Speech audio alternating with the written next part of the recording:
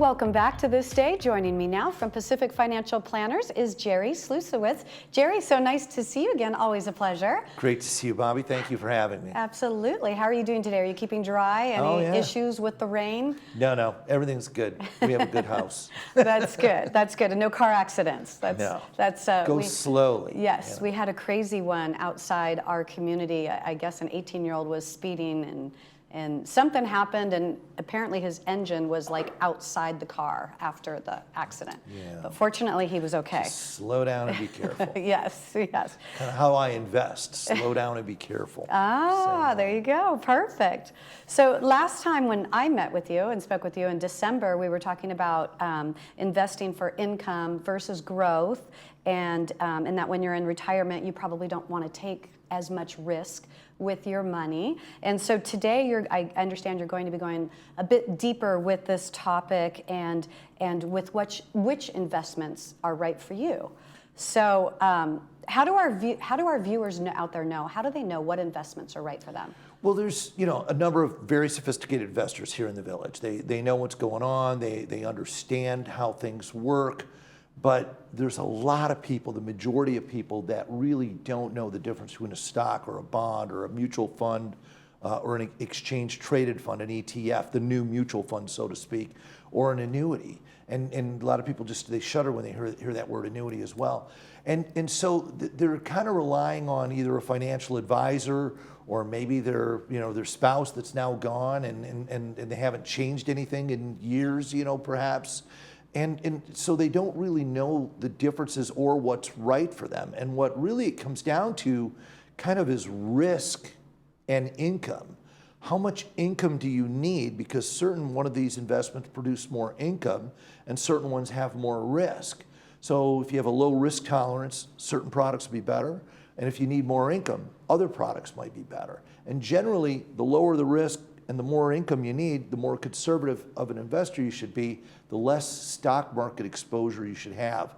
But yet I meet people all the time from here in the village that have 80, 90, 100% of their money, of their retirement assets in the stock market. And that's not necessarily right for them.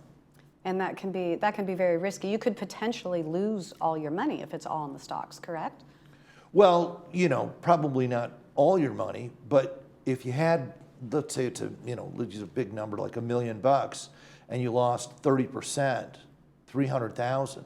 You had 100,000, you lost 30,000. How would that make you feel? Would you become anxious, especially if you're in your 70s or 80s and you don't want to go back to work?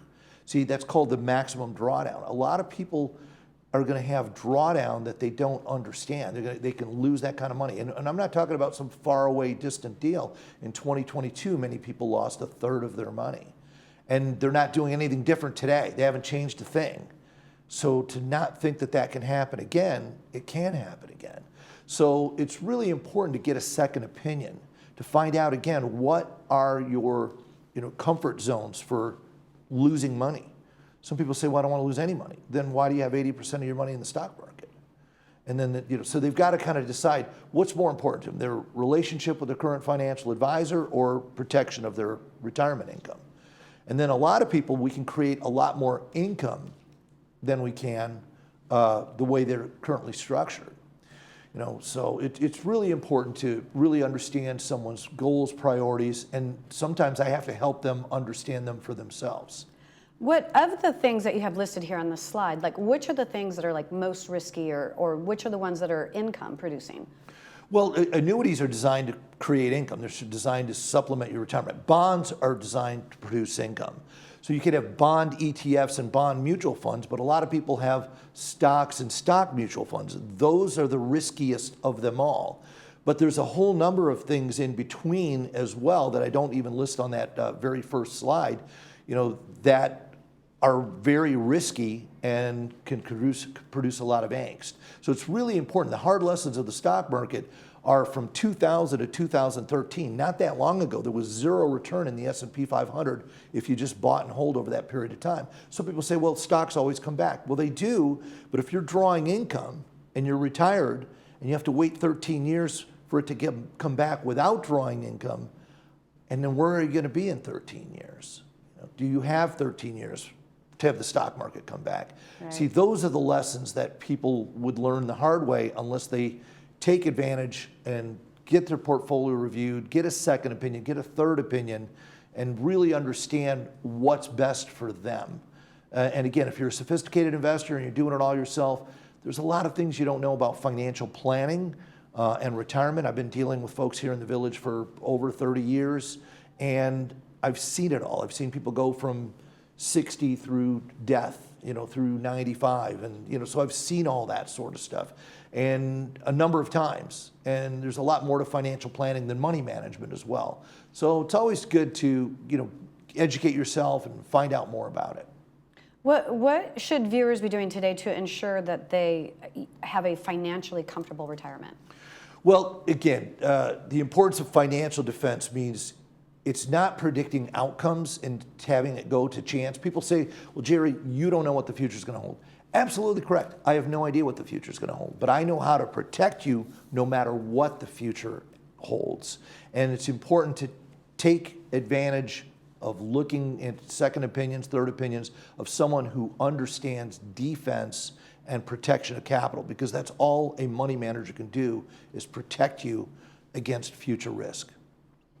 And you have I think you had a thing you said before where it's like, if there's money, get a second opinion. If it's important, the pie theory. The pie theory. Yeah. Anything painful, important, or expensive, you get a second opinion. If someone would say, hey, you've got a heart issue, I think we want to have surgery next week, Wednesday. You're going to just say, well, sure, it's the first time hearing about it, but cut me open. Or would you say, gosh, is there a good cardiologist around that I could get a second opinion? Any of these things, you want to get a second opinion. So your money is really important. Get a second opinion when it comes to your money. Very important. And so the next financial forum is coming up tomorrow in Clubhouse 7 at 3 p.m. Who should be going to these meetings? Like sophisticated investors or novice people? There's something for everyone. Okay, we speak some things I hear back, they go, gosh, that part was over my head, but some other things you said really hit home. So I speak to both sophisticated and novice investors. I do these workshops monthly, and last month there was a woman who came up to me. I've known her for years. She's not one of my clients. She's a retired doctor, young 70s, and she came up to me, she said, geez, I learned what an exchange traded fund was today. I had no idea how those things worked. Thank you very much. And this is highly sophisticated, but people are nervous and they don't know who to turn to or where to turn to. Anyone can show up from the village. You show up, you don't have to sign in, you don't have to give your name. You can sit there and learn. You can ask questions if you want to.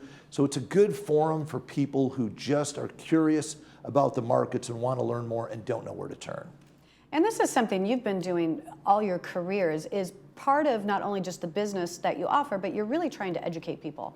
My whole goal, my entire career, is financial education. Bobby, I think you know this, I have an engineering degree. Engineers are kind of nerdy how things work. Well, that was my goal. I learned about money very early. I was 18, 19 years old, started investing. I was on a full ride scholarship. I was getting grants, so I started investing that money.